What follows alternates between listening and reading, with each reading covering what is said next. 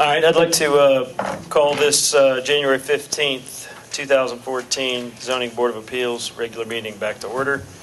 We're to the last item of new business on the agenda, which is ZBA 13-54, Harrison Development and Construction, to reduce the average front yard setback at a property location of 1569 Trentwood Place, Brookhaven, Georgia. If we could go ahead and get the staff report, please.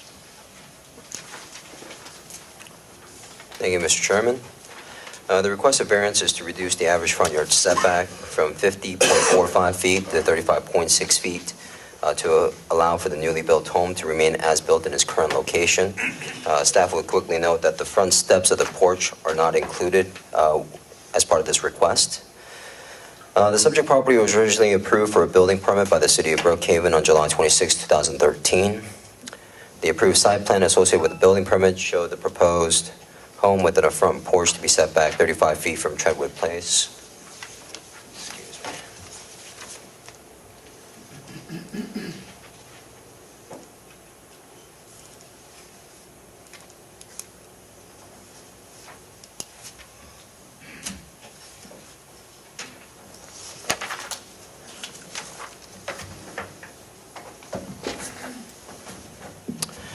In November, a complaint was received by the Community Development Department in regards to the requirements of an average front yard setback being applied to the subject property. The department re-reviewed the approved building permit and determined that the building permit was approved and issued in error, as the applicant's site plan did not identify the average front yard setback. On December 16, 2013, the department issued a stop work order on the property. And as of December 20, 2013, the applicant submitted for this variance request. The applicant's request for a variance seeks to maintain the current constructed location, which results in a 14.85-foot reduction from the average front yard setback of 50.45. Evident from the applicant's submitted Trentwood Place street survey, staff has found that 39% of the homes on Trentwood Place would currently exhibit a front yard setback closer than 39 feet. Of which 6 of the 11 homes, approximately 54.5%, maintain a setback of 36 feet or closer. 10 homes, again, approximately 36% of the 28 total homes fronting along Trentwood Place, maintain front yard setbacks that range from 50 to 52.7 feet at its farthest distance from the property lines. The applicant would portray that a fairly even, based upon the survey that's been submitted by the applicant, the survey would portray that a fairly even distribution and diversification of front yard setbacks exist along Trentwood Place. Going over the criteria as found by staff, although the issues related to the front yard average setback can be argued that it was created by the owner applicant, it should be noted that the applicant had acquired a permit from the city. The strict application of the requirements of this chapter related to the front yard setback averaging could deprive the property owner of similar privileges enjoyed by nearby properties, considering that 39% of homes fronting on Trentwood Place have a front yard setback less than 39 feet. And of those homes, approximately 54.5% maintain a front yard setback of 36 feet or less. The requested setback of 35.6 feet would be greater than the minimum front yard setback required in the R75 zoning district of 30 feet for local and collector roads. Therefore, relief from the strict application of this chapter would not detract from the existing streetscape and setback diversification exhibited along Trentwood Place. The request appears to be the minimum required to afford relief. The nature of the request does not appear to grant any special privilege, as the front yard setback encroachment would maintain consistency with the minimum front yard setback requirement established in the R75 zoning district and with existing setbacks found along Trentwood Place. Additionally, the constructed dwelling on the subject property may appear to be of a larger building mass when compared to immediately adjoining homes, but when compared to the overall context of both old and newly constructed homes on Trentwood Place, the home exhibits an orientation to the road that does not appear to be out of character with the neighborhood. It appears that granting of the setback reduction as requested would not be materially detrimental to the public welfare or injurious to the property or improvements in the zoning district, as many of the homes on Trentwood Place maintain a similar setback as the subject property. Furthermore, 71% of residents in Trentwood Place, including the adjoining neighbor to the west of the property, have signed a letter of support supporting the applicant's request. Conditioning the site to remove the existing steps would help to incorporate the steps into the overall design of the front porch would help to ensure that the residential structure and accessory features do not extend closer to the road than 35.6 feet as requested by the applicant. On July 26, as previously stated, the applicant received a building permit from the city with an approved site plan showing the house setback at 35 feet from Trentwood Place. Leading up to the issuance of the stop work order, the applicant had constructed the home in compliance with the approved site plan. Considering that the construction of the home is near completion, the strict application of the requirements of this chapter may cause undue hardship to the applicant if the requested variance was not approved by requiring the applicant to replace or move the home, or to partially, if not completely, tear down the constructed dwelling. Staff has found the requested variance would have no impact on the terms of the comprehensive plan. And as stipulated in the report, staff has recommended the board vote in favor of this variance request for reduction of the average front yard setback with the two conditions that have been provided in the report. Thank you. Okay. Thank Mr. you. Song, would you read the conditions into the record? As stated, there are two conditions. Condition number one, it states development of the lot shall occur in accordance with the average setback exhibit submitted in the Community Development Department on December 20th, 2013, with the exception of the steps. As you can see, that's referring to that document that's up on the projection screen.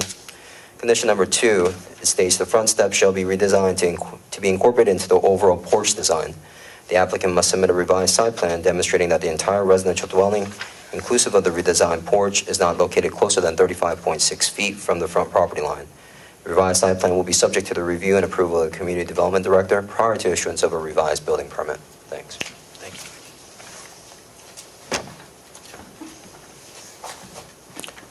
All right, did anybody have any questions of staff before we move on to the applicant this time? Okay. If the applicant would like to come forward, please. And let me remind anyone who intends to speak this evening, if you could please fill out a comment card and bring it up with you and give it to Ms. Cannon, we'd appreciate that. Thank you.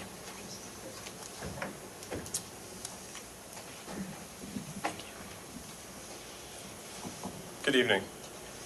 I'm Scott Hudson with Harrison Development, and I'm here tonight as the applicant, as the builder, and also as a neighbor and resident of the city of Brookhaven. Thank you for your time. I want to cut to the chase and go right to the matter at hand, as the house has already been constructed and has been built, approximately 95% to completion. I think I can support the fact that the house sits well and fits well on the street. I can do that both objectively and subjectively.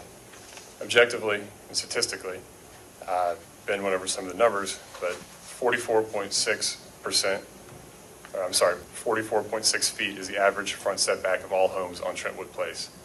41.3 feet is the average of the new homes on Trentwood Place.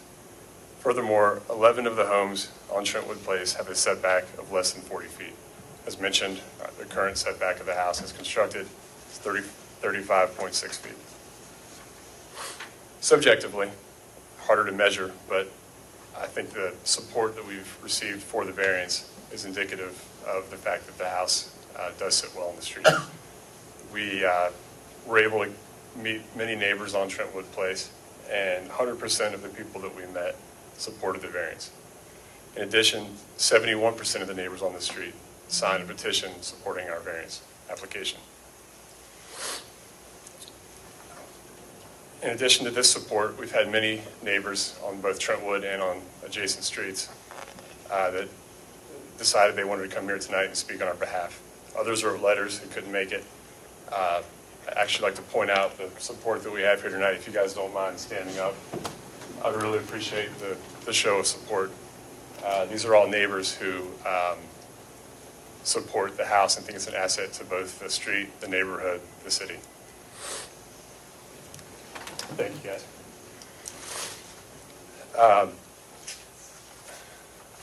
I also want to dive into the issue of hardship a little bit. Obviously, the economic hardship is obvious. We have a fully constructed home that, if removed, would be a significant economic damage to our company. Furthermore, I think there's hardship to the street and the neighborhood. If we have a house that's sitting there vacant, I don't think a vacant, derelict house is what people want in the neighborhood. I don't want to have to harp on the fact that we received a permit. We obviously take some responsibility, and we've certainly paid to this point in attorney's fees and surveying fees and carrying cost and certainly emotional cost as well. The last hardship, I think, is to the buyers of the home. The home's under contract, scheduled to close in February, and without this variance, that sale will not occur. So there's a hardship there for the buyers. Last thing I want to touch on is that we're a small business. We take great pride in our homes. We live in the neighborhood. We are invested in the future of the neighborhood and of the city of Brookhaven. And, lastly, thanks for your serious consideration. As a small business, it affects us both professionally and personally. So thanks again, and I'd like to save any remaining time for rebuttal questions. And if possible, we have a number of supporters that want to speak. I don't know if there's a way to allot more time if needed, but I thought I would make the request. Okay. Thank you. Thank you. All right, is there anyone else that would like to speak in favor of the application at this time with the minutes on hand? Okay. Hey, my name is Jamie Dickens. My wife, Sarah, and I, we actually live on Trentwood Place, across the street and adjacent. So we're like one or two houses down, I believe. And we wanted to come here and speak to you guys on their behalf because we really love our neighborhood. We know our neighbors up and down Trentwood Place. We take pride in our street. We really do. And we have no problem with this house at all. We do not think that it compromises the integrity or the look of our street. We think it fits in great with not only the existing homes like the ones that we live in, built in the 50s, but also with the new builds that are being built. And we're very excited about having this house on our street, not only from a look perspective, but a property value perspective as it is. Now, it's important to note that I don't know them. I just kind of have known them secondarily through, neighbors or friends of the Hudson Builder, Harrison Hudson Builders on the street. Certainly have gotten to know them in the last couple of days, but we didn't know them previously, but began to be a little concerned about this issue when we kind of picked up that there's a very strong vocal minority calling for this house to be torn down. And so I wanted just to come and speak not only for my wife and I, but for our street, Kelly and Arthur, Adrian and Karen, John and Rachel, the Smiths, I think, up the way, Ms. Rebecca over here on the left. I'm going to run out of names, but I could keep going. That we like this house, and we want this house on our street. And if you were to go and ask, you would hear the same opinion. I think there's another thing that some of us are concerned about, and that is the issue of fairness. I believe, and as we understand, they built this house with a permit. I know there's some extenuating circumstances, but nevertheless built the house with a permit, and now are in a position of potentially having to tear that down. And if that happens, that could ruin a company, and they're not just a company, they're neighbors, they're our neighbors, they're Brookhaven, residents. And so we were just really concerned about that because I think if you get to know them and you get to know their company and the way that they do business, I think they are the kind of people and they are the kind of company that make Brookhaven a great place to live and a place that we love to live. And so we're just really hoping that you will work with them, because I know that we were one of the neighbors, the next door neighbor to the house that they're proposing, we're talking about. She asked, well, didn't they give them permission to build? Isn't it their liability? And, someone explained that the government is not liable. I do hope that we will take responsibility, though, in finding middle ground or some common ground to go forward with this project that works with the neighborhood, but also works with a family and a company that is really important to Brookhaven. So, thanks, guys. Thank you.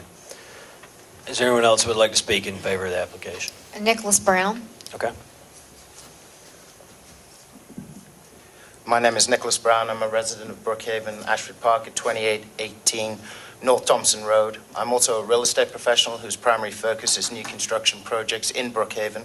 I've known Mr. Hudson, the applicant, for a little over 5 years. He's both a personal friend and a long-standing business associate. I act as Mr. Hudson's sales and marketing partner through the real estate brokerage Beecham & Company. Mr. Hudson is a long-time resident of Brookhaven and has been for the last 5 years. Mr. Hudson's business is focused primarily on the enhancement of Brookhaven, employment to the area, and the construction of first-class homes for Brookhaven residents. As a real estate professional, it is my opinion that the home at 1569 Trentwood Place is in fact an enhancement to the neighborhood and does not create a negative impact to the street or to the neighborhood. There was no intent with regard to the encroachment of the average setback. Their only fault was to rely on the expertise of a surveyor and the City Planning Department's permit approval prior to placing the home on the lot and building it in accordance with the approved plans. The fact of the matter is the home, as it sits today, is 99% complete and was before any encroachment was realized by the city. At this point in time, a literal enforcement of the zoning ordinance, rather than an understanding of the existing situation at hand, would result in further and unnecessary hardship for both the neighbors, streetscape, and applicant, which will in turn prohibit the completion of the property, and therefore no reasonable use of the property could be made. It would be fiscally improbable for a small local business to tear down this property, leaving the neighborhood and the city with an abandoned property. Accidents happen every day, and I feel that one should be judged on how one recovers from a problem rather than to be punished for the problem itself. I speak of both the city and of Mr. Hudson when referencing the appropriate recovery to this matter. We are a new entity, and we want to send the right message at all times. We should support our neighbor, your citizen, and an upstanding businessman who generates much revenue for the great city. Your approval of this matter and removal of the stop work order and the variance is greatly appreciated. Thank you.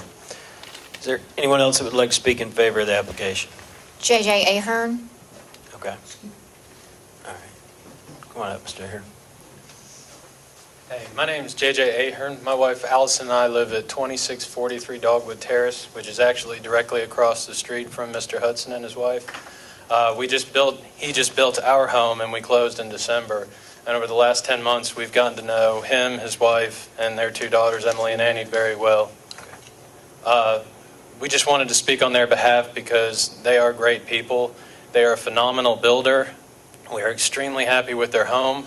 Got lots of references beforehand, talked with colleagues at Georgia Power regarding, who would they recommend in this area, and he got the top marks from quality, finishes, and energy efficiency. So he's a phenomenal builder. We invested in this community because we love it. We've been here for, between the two of us, 13 years, and we love this area.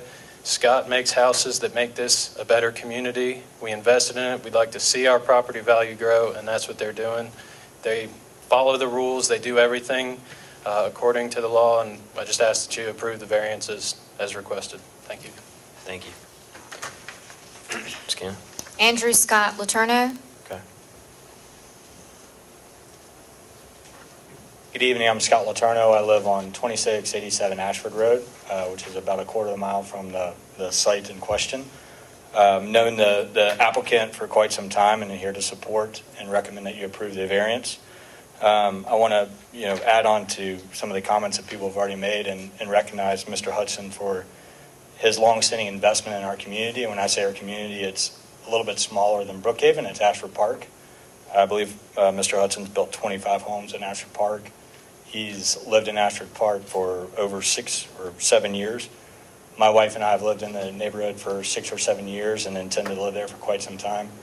Mr. Hudson is the most reputable builder in the neighborhood, and it would be a big detriment to our community to see him go through any undue hardship by not approving this, and we'd hate to see this beautiful home torn down, which is right near our home.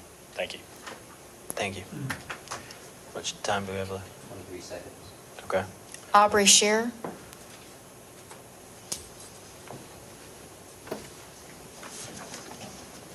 Hello. Yes, sir. Good evening. My name is Aubrey Scher. I live on 2711 North Thompson Road, just around the corner from the Trentwood Place. I've been living in Ashford Park for almost 9 years, and I built my home with Harrison Development about 3 years ago. I've known Mr. Hudson for almost 4 years. I don't think this lot changes the landscape of the neighborhood at all. I believe the house resembles the adjacent homes and does not stand out as an anomaly in any way. My experience with Harrison Development has been wonderful. I believe. Okay. All right. Thank you very much. All right. We'll go ahead and call for anyone to speak in opposition to the application. Please come forward. I think we should consider extending the. All right. Do we need to do I'd like that to- at this point, or would we finish out the first? You should do it at this point. If you- Okay. I'd like to make a motion to give the applicant 5 extra minutes. Okay. For anyone in favor of the application, 5 extra minutes? Right. That would have to Both be- sides. 5 minutes on both sides. Do I hear a second? Second. Second. All right. Any discussion? All right.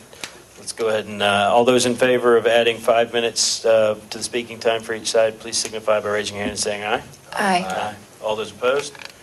All right, Mr. Shear continues. thank you. Thank you. Sorry about that. That's okay. To slow down. My experience with Harrison Development has been wonderful. I believe they're a trustworthy company and genuinely concerned with all the obligations of a competent builder. Our call building my house and constantly being updated with codes and ordinances required. All that being said, I understand Mr. Hudson's request for a variance. This may be a difficult decision for a young city, but I'm confident Harrison Development was working within the guidelines given to them at the time. This is a young government that is prone to issues. As a member of the Brookhaven community, it'd be very disappointing to see this board not approve the variance and cause this young company such hardship. Thank you. Thank you. Frank Gaddy. My firm prepared the survey exhibits. We prepared the one that you see on the screen and another one of every house on that street. Can you speak a little closer to the I'm mic? sorry. My firm prepared the survey exhibits for the variance, the one you see on the screen, and the overall survey of every lot on the street. I just wanted to speak in case y'all had any questions for me. Our firm did not prepare the site plan, but we did do the survey exhibits. There was a question that came up in work session concerning setback measuring to the porch. What we use is if it's a covered porch, we count it because the covered porch cannot go over the front yard setback. Thank you. Paul Berbusi.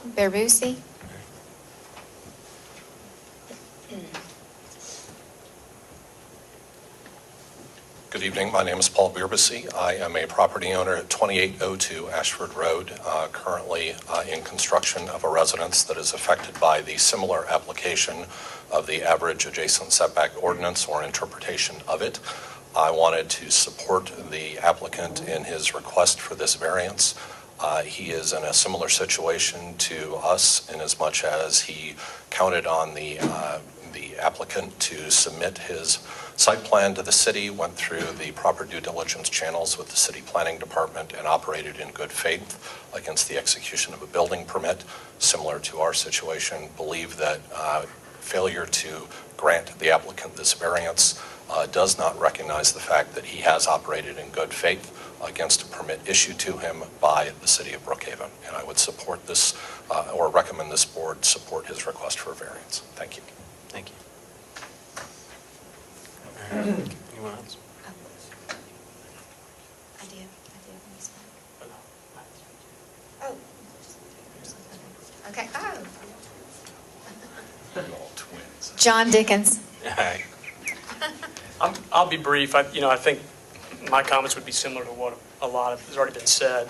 I'm definitely in support of variance, and I think where I tend to want to focus is are we doing the right or wrong thing here? I think as many people have mentioned, a permit was issued. Of course, there were some, I think, mistakes or some miscommunications on both sides, but a permit was issued. A company that is important to the neighborhood, that builds great homes in the neighborhood. It's a family company, a small business that lives in the neighborhood, is committed to the neighborhood. I've been in the neighborhood for 10 years. We started off in a small home and built a house 5 years ago, and we're committed long-term to the neighborhood. And it just would be a shame in my eyes to see what somebody mentioned as the vocal minority who's complaining about an issue that obviously is not an issue for the people on the street, with 70+% of the residents on the street supporting the house as it is, to cause a hardship for the buyers, the builder, and go against something that's really not an issue for the street. And I think it is these kind of moments for us to see are defining moments, and sometimes there needs to be room for grace and for what's right and wrong in a situation, and in looking at the picture in a full view. So I fully support it, and I'm proud to have these folks in our neighborhood. I'm proud to have the Hudsons in the neighborhood, the Harrison company in the neighborhood, developing houses and continuing to make Ashford Park specifically a place that fits all kinds of families, whether it's in the 1950s homes or new homes. So thank you. Thank you. I have no other comment cards in favor. Okay. Do we have any time to reserve for the applicant? 1 minute, 2 seconds. Okay. All right, we'll go ahead and reserve that for the applicant for any rebuttal. See, Mr. Mayor would like to speak in opposition to the application. We'll go ahead and start the clock on that. I have, okay, sure. Ronnie Mayer. I'm Ronnie Mayer, acting president of the Ashford Park Homeowners Association. This has nothing to do with the builder. He's a great builder. Nothing to do with the real estate agents. It's to do with setting precedents.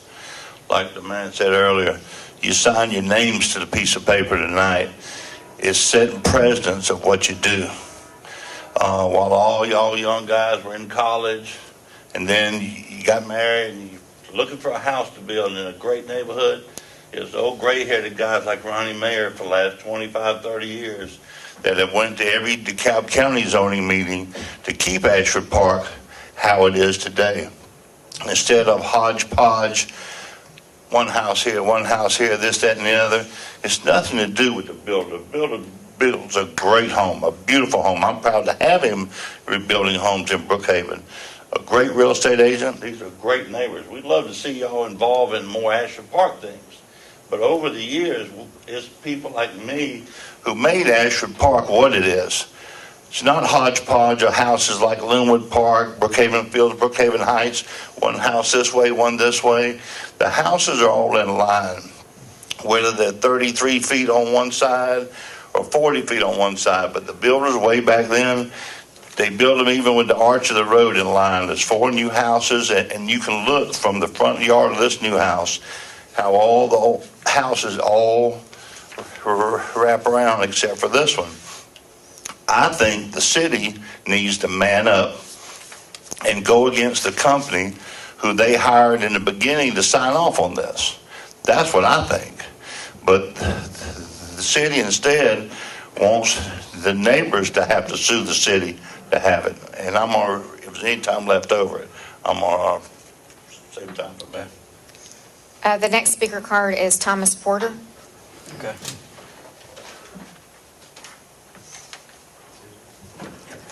Members of the board, I am once again still Thomas Porter, and I still live where I did before. I am positive the applicant is a charming and great asset for the community.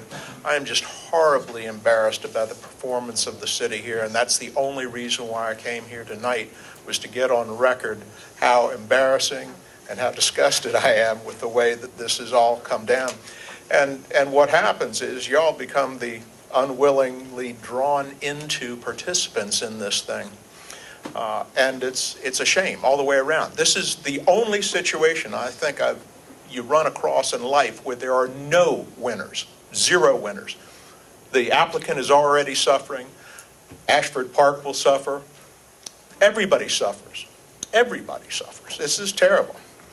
I would like to point out one thing, and that was an omission by Mr. Song when he was giving the summary. And that is the first line of the response to number 1, which is that variance and variances have to have all 5 points met.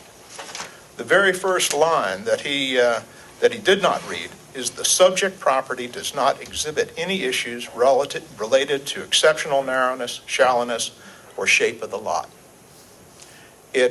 Once you say that, you know that you have not met the conditions of number 1. And I personally don't believe that y'all can even vote on, or that your vote is appropriately effective in this case. That's it. I don't have a whole lot of skin in the game. I think that it's not a terrible looking house. I just think it's a shame, terrible shame. Okay. Todd Verino. Good evening, guys. Good seeing you again, Mr. Nema, board. I got to tell you, Todd Verino. I'm at 2794 Ashford Road. I'm the next door neighbor to Mr. Paul Busabir back there. I got to tell you, I hate being here. I hate being here and addressing these issues.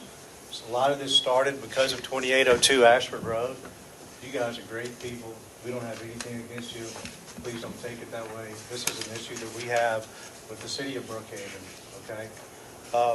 I feel like I'm obligated to be up here today or this evening. Can you please speak into the microphone? To oppose the variance for a couple of reasons. One, when a builder goes after an application or a site plan, Brookhaven has a disclaimer on the bottom that says the builder is responsible for knowing all codes, and it's their responsibility if something goes wrong. So I want to make sure that's enforced, because it's just going to continue to happen if we don't enforce it. The other thing is, on 11/22, Mr. Curry over here wrote an opinion on average setbacks for 2802, and he stated that it was only applicable to houses that were within 75 feet of the property in question. And now the staff seems to be making a recommendation in direct opposition of that. So we're creating a double standard here as well.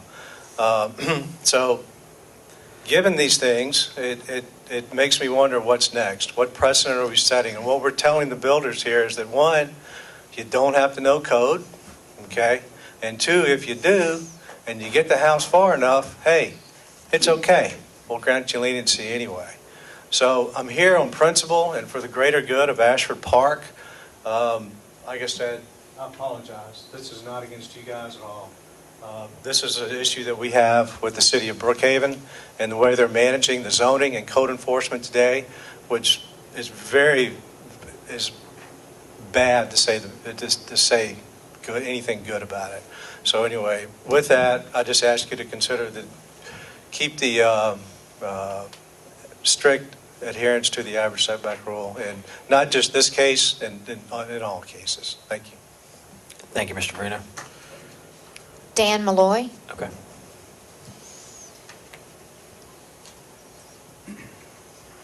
Good evening. Thanks for the time tonight. I come here tonight because this property is the fifth stop order red tag that's taken place in my neighborhood. I've lived on Ashford Road for almost 14 years now. I'm finding a double standard that's taking place here, where the city has pulled the permit, in fact, off of Carrera Homes on 2727 North Thompson, because they had the forms 13, 14 feet too far out front, getting ready to pour concrete, and they put the stop order on that, and now we're making them jump through a bunch of hoops to get back following average setback. In addition, it was pointed out that it was brought to the city's attention by Jim Iyer regarding this property on on Trentwood, and action wasn't taken for several weeks. So of course the house is much further along than if the stop order had been initiated. In addition to that, I also question some of the interpretation that's taking place relative to average setback, which I've gotten up and spoken about before, where there's never one home that you're being evaluated against. It's always the home that's being torn down, and at least a house beside it, if not two homes beside it. But in addition to that, the front porch being too far over at this point, there's language, as you all know, that indicates that the front porch needs to be open to the sky and unenclosed. And at this point, that key word, open, seems to be left out in these recommendations. And I just wanted to point that out as well. So essentially, I don't want to be here either. I'm tired of this double standard that's taking place in my neighborhood. Again, 2 stop orders on North Thompson, 1 on Ashford Road, 1 on Reading Way, and now this one on Trentwood. And I feel that these are being kicked down to you guys because the city is not following through on these. I hope you deny this. Thank you much. Thank you, Mr. Malloy. Is there anyone else that would like to speak in opposition to the application? All right. I believe that the applicant has some time reserved. Would you like? Yeah, 1 minute, 2 seconds. Would you like to go ahead and use that? Well, can Mr. Mayor speak again after we've already? Because I asked you to reserve any time left. The point is he's reserved rebuttal, and so if the applicant is going to take rebuttal, then Mr. Bayer can then use his time after that. How'd that be, Ronnie, if you went after the applicant? Oh, sure, I don't have a problem. I mean, y'all gave them extra time. I mean, Okay. I Right. just want to reiterate a couple Sure. things. No problem at all. Okay.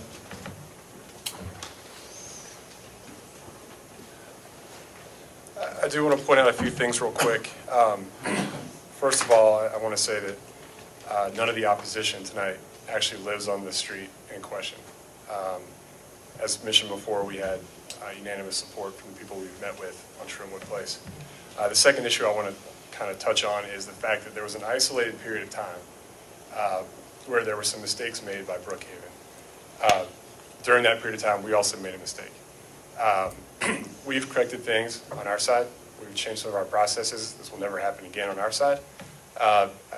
From what I've seen, Brookhaven has also made similar changes. So we're not talking about a precedent of houses after, house after house after house asking for this same relief. Again, it was a handful of homes that we're dealing with, trying to move past those homes and, work towards a better future. The last thing I want to say on these setback issues real quick is that if you look at the house, if you measure it right away to the house, you have to make an apples-to-apples comparison. If you were to remove the front porch, on the other ones, you have to remove the front porch on ours as well. Okay. Mr. Mayor? Like how you say, Mr. Mayor, maybe one day it might be him. That's with an E, not an O. Yeah, but maybe. I was just going to tell y'all, years ago when we went through the zoning matters with DeKalb County, there's a doctor that lives on Winding Lane. He still lives there. His home is still there. It's about the fourth house over from Reading Way. DeKalb County made him cut his whole porch off of $1 million house just to be sure he was in code compliance of being in line. And you're right, I don't live on y'all street. I'm protecting your neighborhood, so your property values, and a great builder, great agent, great neighbors, everything. I don't want to be here, I really don't. But it's people like me that have protected Ashford Park that make Ashford Park what it is today. And I promise you, just like all my friends say, we're all the guys with the gray hair. We've been here for a long time. And Ashford Park holds the highest property value of any area in the old, what we call the Brookhaven area. I mean, when you can sell a lot on Reading Road for almost $500,000 to build a house, that's telling you something. We have held up the property value because we have kept Ashford Park to the standards of all the meetings before Jim Iyer was a city commissioner. Me and Jim spent hours at meetings with Jeff Rader, Kathy Gannon, Gary Waldrop. Years ago, one of the guys building a house in Caldwell in the corner down there wanted to build two houses. He liked 1 foot of having enough to build two houses. And I went to Gary Waldrop, and Gail told me, Ronnie, if you let this person do it, nice guy, great guy, everybody loved him, but if you let him do it, it opens up the Pandora's box and sets precedents for anything else to happen. And the only thing that scares me here is I don't think, even if we let this go, which is probably going to happen without somebody having to sue the city, I personally think the city needs to sue the people we hired, but they're not. But some kind of promise or some kind of paperwork that this is not going to set precedents, that we don't have a fancy attorney, a Doug Dillard, to come in next month and say, you set precedents on this house, so we're going to do whatever we want to do. And that's what just scares the heck out of me, that we're going to have a fancy lawyer come right back in and use everything that y'all done as a precedent and ruin our neighborhood and ruin y'all's property value too. It's all about property value, because when you get old like me and you want to retire, you want your house that you paid $500,000 to be worth $800,000, and plus the city wants the tax money. So everybody wants the same thing, It's just right here. We're scared to death about setting precedents. It's a beautiful home. It's just the setting precedents that just scares me, and I don't know which way to go. I mean, do I need to sell all my properties and move up to Gilmer County? I don't know. It just scares me, but it's all up to y'all and the city of how we do this. And I'm not trying to alienate these guys. I want to see them at the next Ashford Park meeting to be involved. But we need y'all's guidance here and some kind of legal something that can protect us from the lawyers for the other people who don't care like this builder does. This builder cares. I mean, I don't know him personally, but I know he does quality work and quality houses. I'm just trying to protect, as I call it, my Ashford Park, because I put enough blood, sweat, and tears in Ashford Park. I can call it mine. Thank you. Thank you, Mr. Mayor. All right, I believe that that wraps it up for comments. We'll go ahead and open it up to the board for any questions they may have. I have a question. I'm not sure. We'll go ahead and just ask it out in the open and we'll figure it out. So I think if I'm understanding the opposition correctly, what we're concerned about is that a precedent will be set, even though the board does not consider decisions that we make to be a precedent, that we take everything on a case by case. The concern is that a precedent will be set. How will, if the house is allowed to stay where it is with the recommendations by staff to change the front porch, et cetera, and the stairs, how will this impact the average front yard setback of the neighborhood, or will it? Well, let's ask Mr. Curry about precedents first. If you'd like to make a comment on that. And I disclosed this to you in the work session. Mr. Hudson and my son grew up together, at least until the time they were 5 years old. And so I do have that relationship that's there, though I've had no conversations with Mr. Hudson since he's made the application or anything tonight or any of you. Now, as far as precedent goes, Mr. Mayor makes a point. If you took similar circumstances in which there was an issue involving a mistake, a mutual mistake in contract law that can happen, where both parties made an error. And if you subjectively look at all of the items in which you are required to look at and come to a conclusion and an opinion that the variance should be granted, then you should grant it. If, on the other hand, you come to the conclusion it should not, then you do not. I don't believe you should concern yourself about making a precedence here. Though, however, he's completely correct, is that if somebody else decides that they want to do the same thing, then they will cite, this action, this house. It's just like you can go down houses on other parts of the street where you can see they are inside of the average yard setback. Even there's one on Ashford Drive, 2 doors down from the one that Mr. I can't pronounce his last name, spoke about. But be that as it may, you're really here to look at what's the right thing to do, what's the right thing for the community, and what's the right thing for the property owner that's here. So if you want to balance it, is the damage to the neighborhood, if whatever that damage is, greater than what the damage is to the property owner, then that, you can take that into your decision. Now, the difference here is that, granted, this house is almost all the way built. If you had somebody else come up with the same situation again on a house that was almost all the way built, then you may be sitting at the same situation because you've got to be able to judge or come to the decision the same way. That would be a precedent. If somebody came to you and said, well, you approved a variance for this house here to go to 35 feet, and I've got a lot just like this lot, and I don't want to apply average setback because you gave this variance, that's a different situation. because there would be no mistake. They are asking for something that's they can ask for, but that it would be a different precedent-setting type situation. Now, what I'm telling you is just my opinion on the fly as far as what precedential value is. It's there, and that's what I have to say about it. What was your other question? How will this impact the average front yard setback for the neighborhood?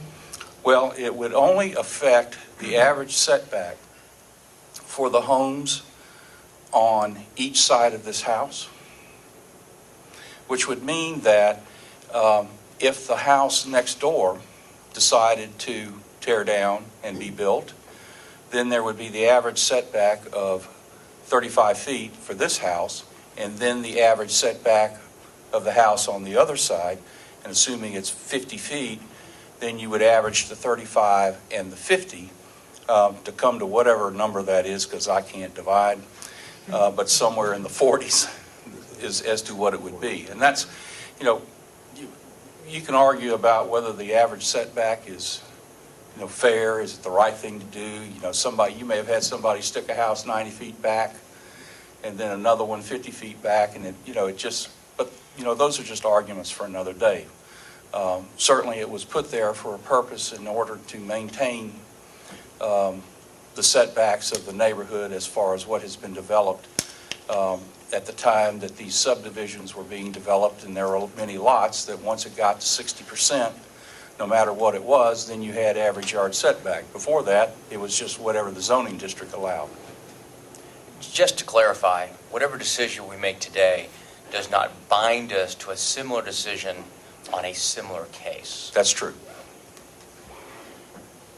Thank you, Mr. Curry. Okay. Anyone else have any questions of that? Staff, applicant, opposition? Before we close the public comment section. I don't know that it's so much a question for anybody as a comment. I don't know if now is the right time, but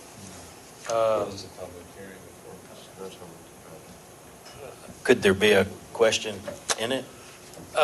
well, I guess it could be a question of staff, absolutely. I'm struggling with something Mr. Porter pointed out, that first line in the staff report of number 1, by reason of exceptional narrowness, shallowness, or shape of a specific lot, or by reason of exceptional topographic conditions which were not created by the owner or applicant, the strict application of the requirements of this chapter would deprive the property owner of rights and privileges enjoyed by other property owners in the same zoning district. And then line 1 of the staff response, the subject property does not exhibit any issues related to exceptional narrowness, shallowness, or shape of the lot.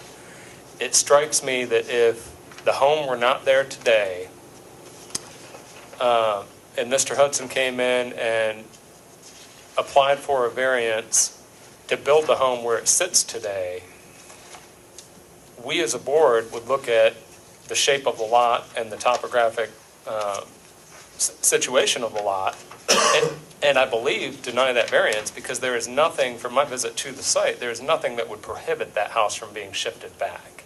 I don't believe that provision is truly met, and I think the staff report kind of does a good job of working around that, but still doesn't actually meet it. And I'm wondering, can the staff address that?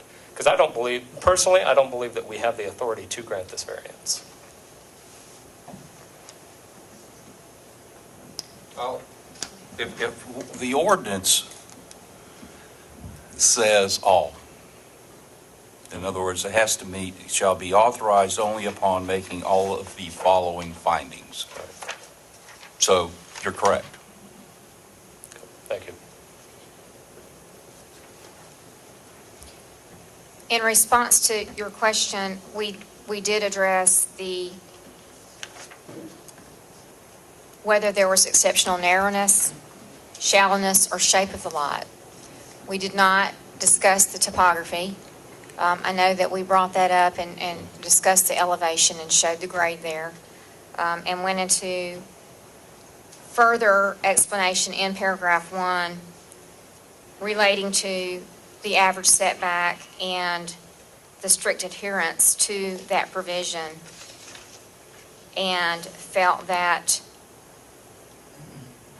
relief from that provision would not detract from the existing streetscape and setback diversification that's already exhibited on Trentwood Place.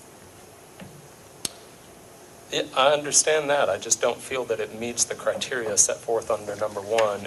And in our discussions in the work session related to topography, it was noted that the lot behind the home is generally flat, and the home could be moved back. And looking at the front elevation of the home, there's nothing to indicate, which is what staff pointed us to in the work session, there's nothing to indicate that this home could not be shifted back. I have a hard time believing that if this application were to come in without an existing home already there, this report would be written the same way.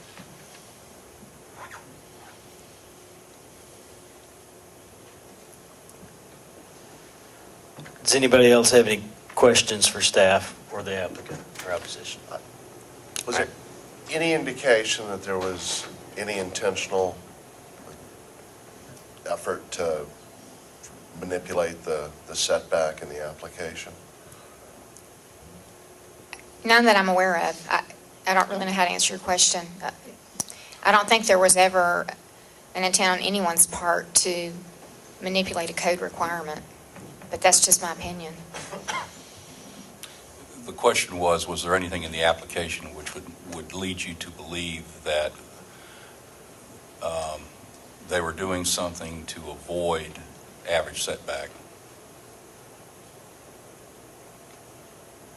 From the building permit perspective? That's right. Yeah. No.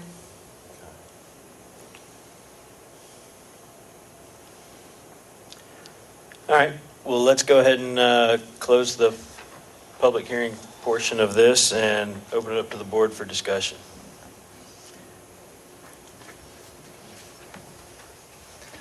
I guess I'll start. Okay. I think we're in a horrible position here that I wish we were not in. I think that the builder is an extremely reputable builder. I think it is an extremely nice home on the property. I think this was a mutual error. I think that the applicant made an error in setting the house off the district standard of 35 feet. I think the city made an error by approving that setback. The applicant is due relief, in my opinion. Unfortunately, I don't see how we provide it to him. I think that relief is going to have to be provided to him through a different entity. Because, as Corey stated, you know, when you look at we have a very strict set of criteria we have to follow in all of our decisions. The house is not too narrow, or the lot's not too narrow to fit the house that's on it. There's an additional 35 feet behind the house that it could have been slid back. It's a rectangular lot. The backyard's flat. So if we only look at, item number 1, we don't meet the criteria to grant a variance. And I think it's a horrible position to be in. But if somebody can show me a way that we can meet that criteria, I'd love to hear it. But there's nothing narrow, shallow, odd shape, and there's no odd topographic conditions that will allow us to grant relief to the applicant that we may all think that he deserves. I'd like to make some comment. Please do. This, again, extremely difficult case. There are very good arguments on all sides. Somebody said it's a no-win situation. That's absolutely true. In my world, I'm a deal maker, I'm a closer, and sometimes to get something closed, Both parties have to feel a little pain. Both parties have to make compromise. I think one issue is that the staff recommendation conditions on rearranging the steps. So even if we approve with the staff conditions, it's going to require changing that front porch. As I look at this elevation, the porch isn't finished. This shows brick bases. It shows, a balustrade, the what do you call it, the pickets or whatever. It shows some brick there that I don't see in these photographs. My position is that the problem that Mr. Nam and Mr. Self point out, there are subjective aspects to those. And I think there's enough subjectivity here that we could stretch it and approve it based on the fact that that's a subjective call. Now, that might give, totally honestly, that might give the opposition, if they felt strongly enough, the ability to appeal our decision to Superior Court. And would they do that? Would somebody spend that money? Would they go to that trouble to hold up this house? I feel like there's a compromise, and I could support this approval with more than just moving the steps. I feel like you've got a porch that, sure, it's a great design feature. Yes, it may be integral to the architectural design of the house, but the porch and the overhang over the porch constitutes more than half of the offending protrusion into the average setback. So personally, I feel like if the board wanted to add conditions, I could support it with additional conditions. We've got a condition to move the steps. I would say, sure, it would be expensive and the builder would feel a little pain, but I think the porch could be rebuilt, maybe not as wide, maybe without the roof overhang over the entire frontage of the house, something to give a compromise to the neighborhood without making it, tear down the house type doomsday scenario. And again, I'm not an engineer or a builder, but you could have a front porch, if you will, that's basically just around the door, doesn't go to the full length of the house. Sure, it'd be some expense involved, but I feel like that's a compromise. It's reasonable. Both sides feel a little pain, but that's the way I would support the variance application. Well, I don't know that any of the neighbors on the street would agree with you, Jed. I know that it's not a democracy in the sense that majority rules or however many people say, yes, we like this design over the other. But I think we're either going to support the variance or we don't. I would have a hard time saying I'll go halfway and we'll redesign it. That's kind of my opinion and where I would stand on it. All or nothing. Well, yeah, I've heard that's how I roll. Yeah. I've heard two people say they don't think they can support it on technical grounds, and I just feel like this case should be decided on technicality. Yeah, I don't like to feel that understand you're either. trying to bridge that gap. I know this is a very hard position. And, I want to make it very clear, my opinion isn't that, about, hey, if we can split it in half. I'm stating, I don't see how we have the authority to grant this variance. It's a jurisdictional question. Yeah, I think it's a subjective call, and then we do. Yeah, and, I just felt like Mr. Curry's last comment,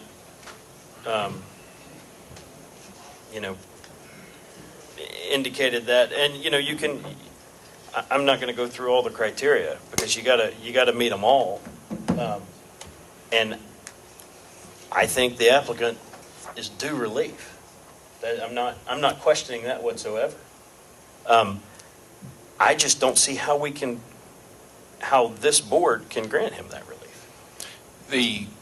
You have a topographical map, so, I mean, I'm not arguing for or against what you're doing, but just confirming what Mr. Beardsley said, is that it is objective. It's not black or white. But still, I think you're trying to, to find a solution. But, the issue you bring up, Mr. Chairman, is correct. And I think, but it gets to the point, would somebody appeal your decision? Would somebody appeal your decision if you did more than do something with the steps? If they took the roof off the porch and, or whatever, I mean, and made the porch shorter, it's, that would still, even, if you passed it, it would still be subject to review by the Superior Court. Sure. Now, what they would have to find is that you abused your discretion as far as what you're doing, but everything in the record that you're saying here is in the record, which would be transcribed and which would be heard by the court. I cannot give you the opinion that it would be an abuse of your discretion if you were to grant this variance. That would have to be something that would have to be argued and have to be determined by the Superior Court. But there's nothing here out of these five that aren't subjective.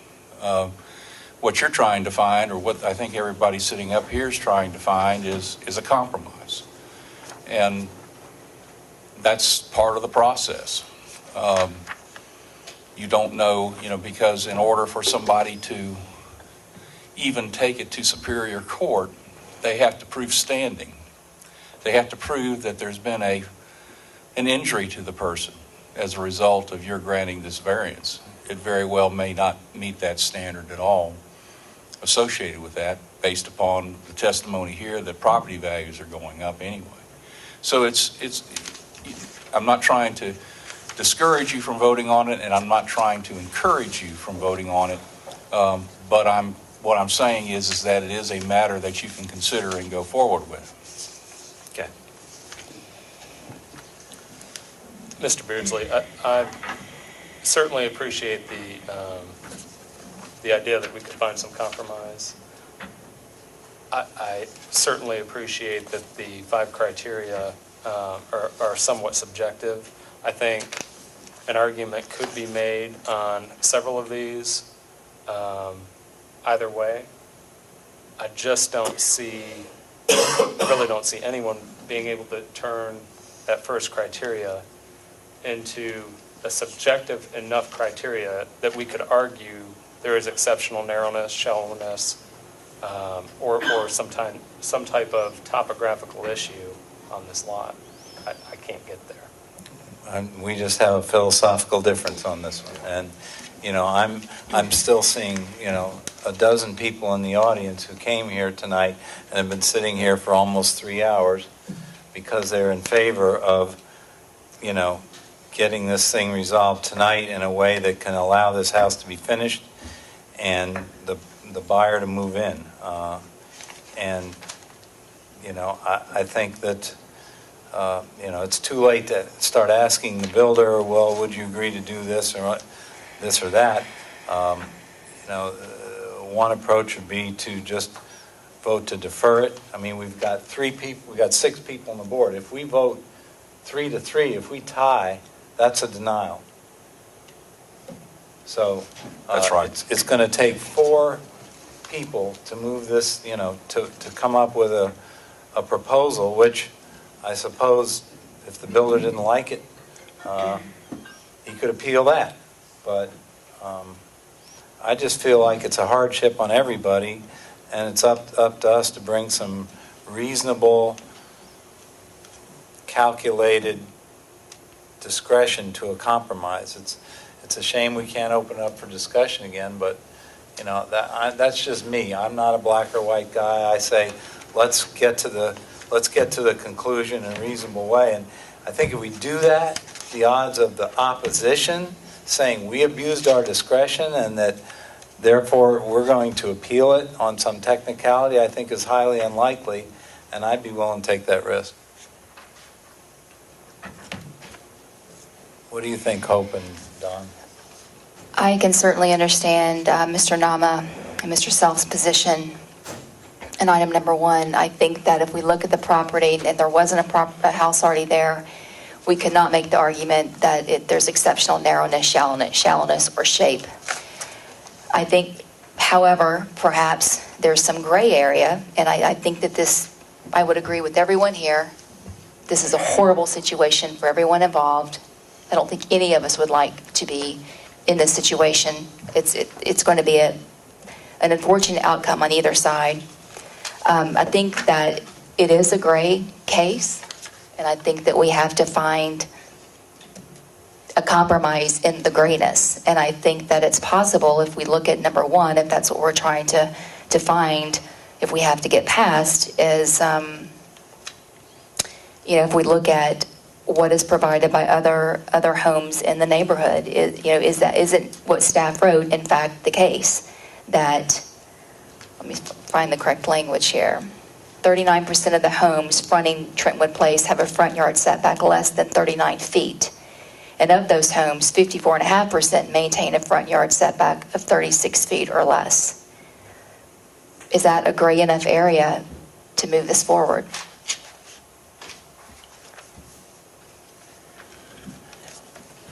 In my opinion, we have the ability to make a decision on this one way or the other. I really do think we have that kind of latitude, and I think that one of the reasons why we're here and one of the reasons why we formed a city was to make these decisions so that there's not one big government entity in Decatur making these decisions for us.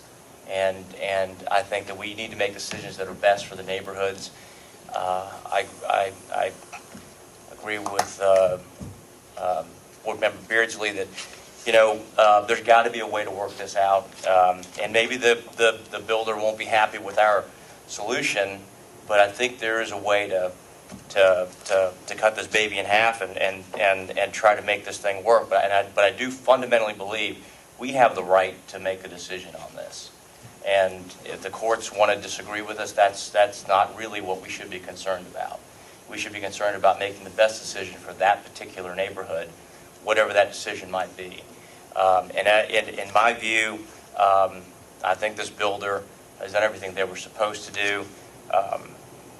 I think there's, and maybe we can think about some language, but I do think there's got to be a way to work this out, because it'd be a shame to tear down a house because of an issue like this. If we deny it, he can't get a CO. The project stops. I just don't feel good about that, especially with all the neighborhoods, such a strong percentage of neighborhoods supporting it. We're human beings. That's why we have a 6-7 member board. Mr. Byers, we'd like to hear more from you on which way you're leaning, so we can craft some kind of solution. I think that we do have the jurisdiction to decide this issue. I would be inclined to support it. I would be disinclined to want to get in there and try to redesign the restaurant. Oh, I'm sorry. That was Freudian, because I've been there before. He works in restaurants. I would be disinclined to want to try to redesign the front of the residence. Yeah, the house. We're already making them move the steps, redesign the steps. So. We haven't specified how that would be done. I think that was left up to the applicant to... Right. Yeah, the idea, though, would be it wouldn't stick out. It would come sideways somehow. Right. Yeah, I think it would come off the side of the porch, most likely. But I don't think that I would go beyond what the staff has recommended in that respect. I would support the variance. You'd support it the way the staff wrote it? So would this be able to be built like the front porch completed like that? No, it wouldn't. The steps, I think what our builder advisor is saying is the steps would have to somehow come off this way. They could also be recessed. Oh, yeah, that's right. You could pull the steps right. back Yeah. so that they are, start at the door and they're surrounded by the Okay. the porch. Yeah, You just that's have to make probably sure how- you have enough door clearance. Right. Yeah, you'd have to have a stoop. Yeah. They might have to turn, but yeah, it could be done in a recessed way, right? I wish I could find out whether this brick, does anybody know if this brick is all in place, or is this, I can't see from the picture, is that wood or brick? That's already brick?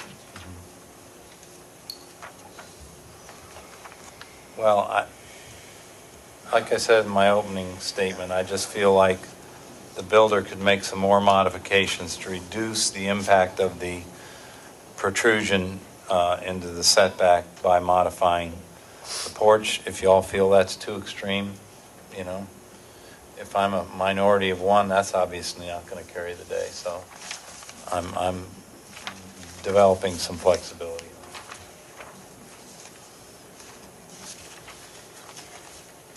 What do you think about redesigning the porch, Pope? I'd like to talk to the builder about it, but I don't know that we're able to do that at this point. No. Obviously, I think, the house is completed. I think the only leeway we have is the front porch and the entrance. So I would like to see something done to afford a little more relief in the front yard. If I could make this suggestion, if you want to take a recess, certainly, Susan, would you talk to the builder? Okay. And see what he may suggest. So Susan could talk to the builder in a recess, and then the staff could report back to the board. Yeah. But now that we've He's closed not commenting, he's not can we represented speak by to staff? council, so I can't participate in it. Yeah. I thought we weren't allowed to ask staff any questions anymore. Well, in this situation, if it either means Okay. you're going to defer it, if Okay. you want to defer it for a month, or do you want to No, I'd come to like a to, resolution? I'd like to. Okay, I'd like well, to come to a then this is fine. If you all are agreeable as far as taking the recess. Well, it strikes me that I don't know that a deferral would help the applicant either, because he's stated already that the home is scheduled to close very shortly. If we are going to go this route and have a recess and have that conversation, maybe that's something that Ms. Cannon could discuss as well. We've recessed before for applicants and opponents to talk and come back to us, You could make a motion for a recess. 5 minutes. I think it need to be 10. I don't think you can do anything in 5 minutes. I move for a 10-minute recess and for the staff to come back and update us. I'll second. All right, all those in favor of a 10-minute recess, please signify by raising your hand and saying aye. Aye. All those opposed? All right, we're in recess for 10 minutes. Now, can the board continue to go back in the back room?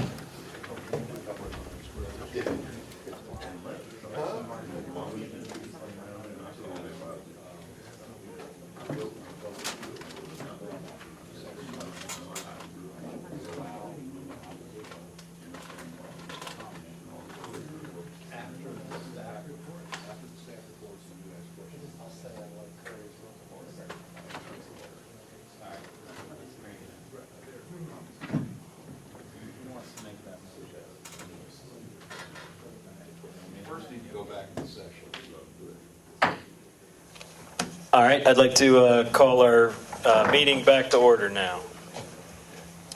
I have a motion in consideration of fairness and communication, since we gave the applicant a chance to confer with the staff.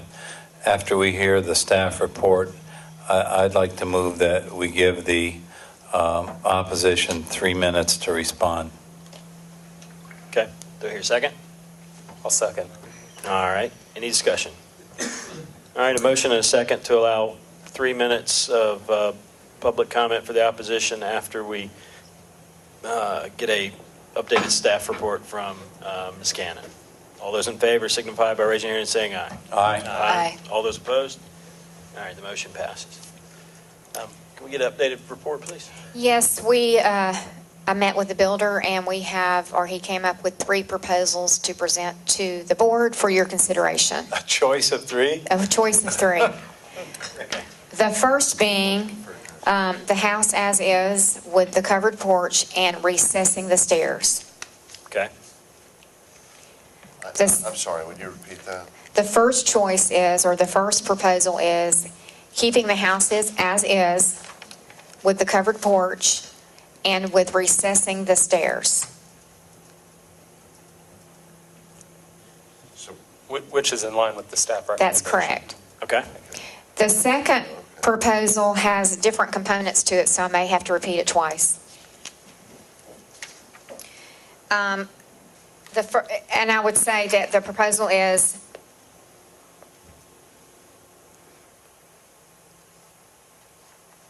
adding a retaining wall to the right side of the house, with the retaining wall being less than 4 feet in height, faced with brick to match the home.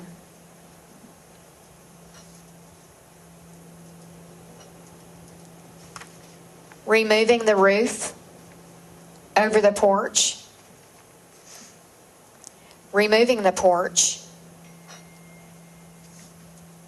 Removing the stairs. Creating a gentle sloping path to the front patio.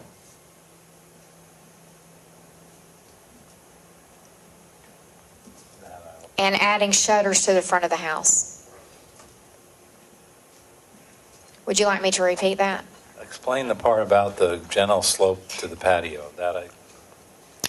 Well, they would have to build the grade up. They would have to put a retaining wall in to slope the front entrance walkway to the front of the house, which would be a patio. There would be no porch. There would be no stairs.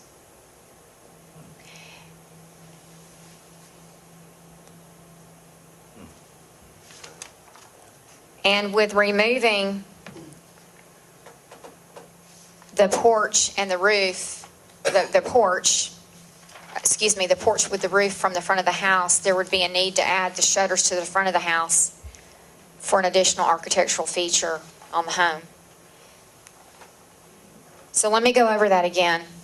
Add the retaining wall off to the right of the house that is less than 4 feet in height. Brick face to match the existing brick on the home. Remove the porch. Add a gentle sloping grade with a pathway to the patio, which causes the removal of the stairs. And remove the roof over the porch, you said. Or the porch is gone. Right. And placing shutters on the front of the house. The third proposal is adding steps to the side of the existing porch to the left and reducing the width of the porch to either 5 or 6 feet. It's currently 8.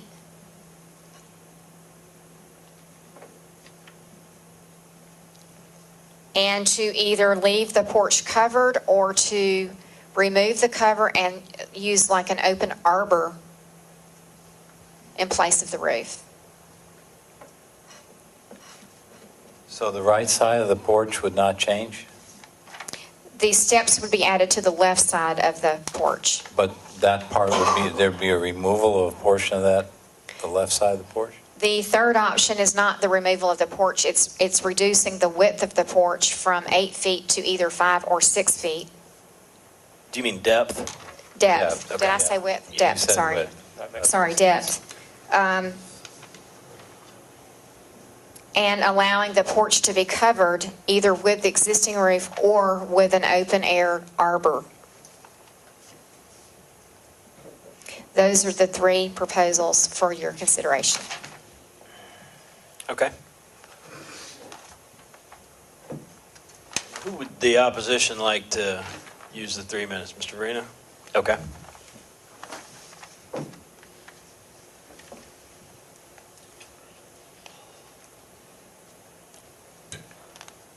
Good evening again.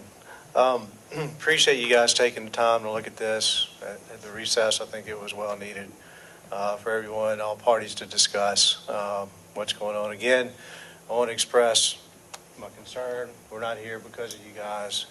We have an issue with the city, and that's really what this is all about. But I don't feel like I'm in a position to request or recommend any one of those options, except, of course, the one that came with the original staff recommendation, okay? With that, I would just like to say that I think it's important that you guys, whatever decision you make a decision that upholds the zoning codes and enforcement of codes and doesn't set a bad precedent going forward, specifically for some of the other properties that are on Ashford Road today, which will be coming up probably in upcoming ZBA meetings in March or April. But with that, I just, that's our opposition, is that when you guys were talking about what constitutes or what defines average setbacks, I would just hope that you guys can consider strict adherence to that requirement. Like I said, I really don't feel like I'm in a position to make a request or recommendation on any of those, so I don't even want to comment on it. But again, we're here because of the city, because of enforcement of code, and that's pretty much it. I feel bad because these guys are getting caught right in the middle of it, but for the greater good of Ashford Park and our community, that's why we're here today. So I think that's all I have. Ronnie, unless you want to. Oh, yeah. Okay. All right. Thank you. All right. I don't like being up here. I really don't. Y'all forced me to this issue to say this. It is for the greater good of Ashford Park. I don't want to be up here. I feel really bad, but I think it needs to be our fourth choice. And you need to defer this and leave this to the lawyers, because none of y'all are lawyers. And we need to leave this up to the court system. And the builder needs to sue the city. And even though the city has their indemnity, then the city has already let the company, insurance company, know there's a big problem here. And then he can recoup every penny he's lost and then some, and then let the courts really figure out how to do this, because I like the idea that y'all came out with. I don't think you have the authority. This is heavy duty, guys, and none of y'all are attorneys enough to figure this out. We need to have a 30-day moratorium, and I hate it for these builders. I mean, I hate it for him because he's got a lot of money tied up, and I do hate it. But it's all for the good of Ashford Park, because if it doesn't happen, it sets precedents. Thank you. Thank you, Mr. Would any of the attorneys on the board like to rebut Mr. Mayor's comment? That they're not attorneys? You got lots of attorneys, haven't you? Well, there's different kinds of attorneys, I will say that. That's true. And I'm not a fighter. Okay. I think we need to go ahead and close the public comment down again and open it back up to the board for discussion.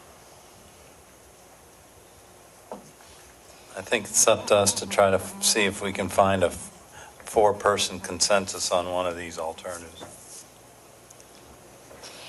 I'm not in favor of denial. I have a question for the board members. I keep hearing everything that's going on in Ashford Park, and I've heard of some things via some emails we've gotten.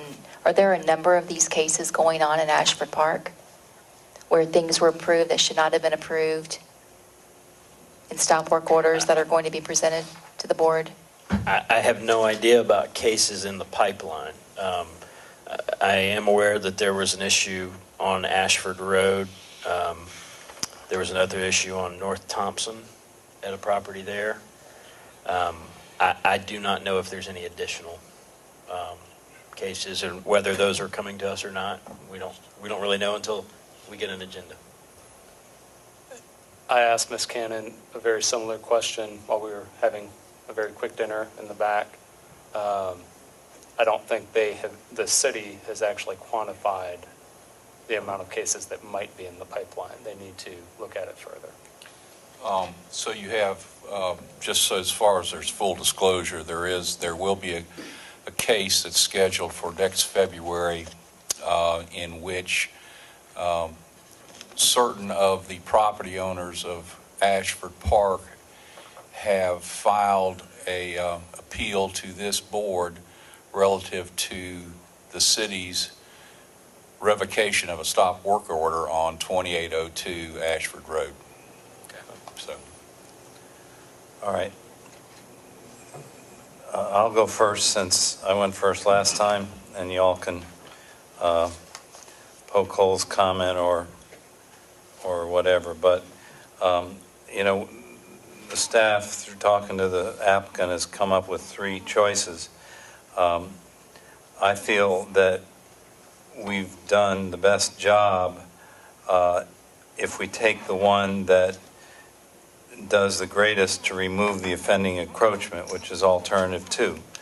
It removes the porch entirely, which constitutes, 8 feet of the encroachment, we're told, maybe a little more if the roof hangs over the porch. So my personal feeling is that that's a generous offer and that we should take it because it does the most to address the problem.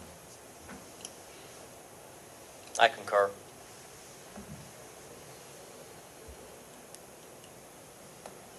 Are you wanting to hear comment from everyone? I do. Okay. Hope, what do you think? I'm sorry, me? We're going left to Oh, right. okay. I'd like to hear what our chairman has to say first, because he seems like he has Tim, we do something respect your to- opinion as a builder. I mean, that's why Listen, you're here, man. I understand that.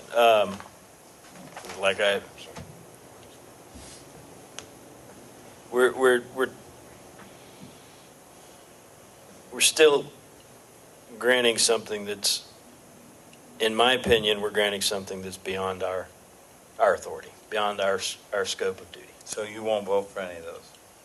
I do not feel, based on the charge that we've been given, Okay.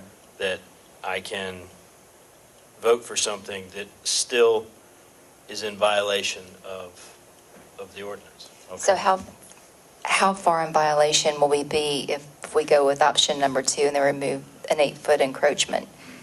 Where's that going to put our setback? 6 feet, I believe it was 6 feet or something like that. 8? If they said it was an 8-foot porch, because they were willing to reduce it to 5 or 6 feet in option 3. No, I think that the part of the house that would still be encroaching would be about 6 feet.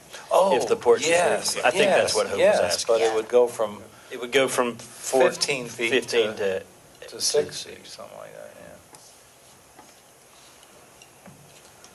What do you think, Corey? I am in agreement with Mr. Nama that I don't believe we have the ability to look past the fact that we do not meet criteria number 1. We, as a board, need to find that all 5 criteria are met, and I don't see any of those 3 options alleviating the fact that we don't meet number 1. And I guess just to back up to my comment, it's not about this one particular case. It is my opinion that what we're doing, if we accept this, because, all of these 3 offers, do lessen the degree. But what my personal opinion, the way I read what we're charged to do, is we're making a decision to set aside one of the 5 criteria that we must match. So it doesn't just apply to front setbacks. It applies to every variance we hear going forward, that we can pick and choose one of the 5 criteria to set aside in order to grant a variance. I heard the city attorney tell us that it's subjective enough that we have some discretion. And I respect that as his opinion as well. Okay. And just as I respect everyone else's opinion on here, I'm not trying to steer anyone. It's I'm a just tough telling you how case. I- We all know it's a tough. If it was easy, we would have been out of here an hour ago. Don, which option you like? As I said before, I concur. Option 2, I think, does, we have to ask ourselves, we talked about this as if this was a fresh case without all the history to it. Someone was coming here with the variance and staff had denied it. And they said, well, listen, what if we negotiated back and we're only going to encroach it instead of it being a 35-foot setback, it's now going to be a 41-foot setback, and which is about the neighborhood average. There's a good chance this board would have approved it. And we've done it before. We've done it before where we've said, hey, staff's denying this, but the owner or the developer's coming back with a reasonable option. We said, okay, they've compromised. They're working with the neighborhood, and we've approved it before. So it's not like this is something we haven't done before. And at the end of the day,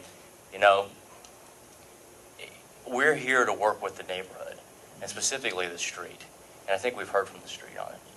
And I think option 2 takes it to the greatest degree to address the offending encroachment into the, into the setback. And it's we know it's going to be more expensive for the builder, but he proposed it, and I'm really, the other choice would be to deny it, which would fly in the face of 71% of the people on the street and the majority of the people in the room who are the neighbors. So I think we've got to listen to that. And I think number 2 gives us the safest and best result. So if my math is correct, then we're looking at a setback of 41 feet, is that correct? If we go with option 2? That's true, we have to specify the actual amount of the setback. With the retaining wall wouldn't count, right? Retaining walls are allowed to extend beyond setbacks. I think that because because you do not have a specific measurement located and we're not scaled out at this point, I think that the motion you're trying to make could probably be accomplished by stating the existing porch to be removed and the home is not permitted to be built beyond the current facade of the heated space, or something like that. Or at least maybe the soffit over the front of the house. Yeah. I think you could pick a point rather than name a number. Right, that's right. I just wanted the number so that I would understand Right. No, I understand. where we are. Glenn? Yep. We kind of got this side of the table and that's true. that side of the table. That's Do you true. want to move your chair, or do you want to stay where you are? No, I'm fine where I am, to the far right. And with all due respect to the chairman and Mr. Sell, I think that we do have jurisdiction. I think that, this, the application contains the topographical map. This piece of property is different, unique than any other piece of property in Brookhaven. I tend to think that I would have supported, I think, the variance request as initially submitted, as amended by staff, but I'm certainly willing and prepared right now to accept the second Option 2. option that was presented, and think that there's competent, substantial evidence in the record which would support our exercise of our authority to do so. That's where I weigh in. I'll entertain a motion. Okay. I would like to make a motion. And considering all we've been through, I'm going to recite it kind of chapter and verse, and do my best. In the matter of ZBA case 13-54 for 1569 Trentwood Place, Brookhaven, Georgia, tax parcel 18-241-03-007, application of Harrison Development and Construction LLC to reduce the average front yard setback from 50.45 feet to 35.6 feet. I move that we accept or approve this variance request with the staff conditions 1 and 2 and the additional conditions, and actually, the reduction in the setback would not be to a stated number of feet, but to the existing front of the current structure, excluding, not counting the porch and the roof over the porch. Those conditions, in addition to staff recommendations 1 and 2, would be that the applicant be able to add a retaining wall faced with brick to the right side in the general area where the porch sits right now, that retaining wall not to exceed 4 feet, that they remove the porch structure itself and the roof over the porch, except to the extent that the retaining wall stays in place or is created. So they would be removing the stairs as well that are currently there. They would add shutters. They would add shutters to the architectural facade, and that they build up the grade of the front lot to meet the front door so that there would be no stairs and no porch, rather a stoop, if you will, coming off the front door. Just as a point of clarification, as far as accepting recommendation 2,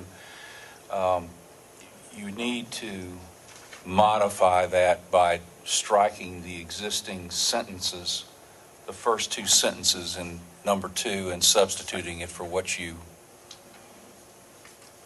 motion is. True. I'm You sorry. could strike number 2 altogether, could you not? Yeah.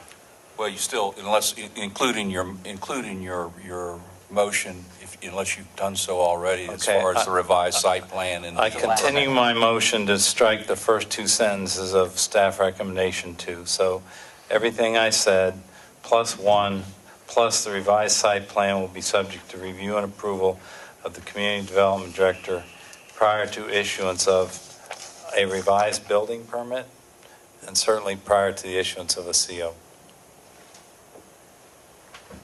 Second. All right. You want to restate? Yeah, please. We have, so, right now we have a motion and a second for ZBA 13-54 for Harrison Development Construction to reduce an average front yard setback based upon the conditions stipulated in the motion, and we have a second. Any discussion? All right. All those in favor of the approval of the motion as stated, please signify by raising your hand and saying aye. Aye. All those opposed? Nay. Nay. All right, the motion passes 4-2. All right, I'd like to thank everybody for bearing with us tonight, and I'd like to adjourn this meeting. Second.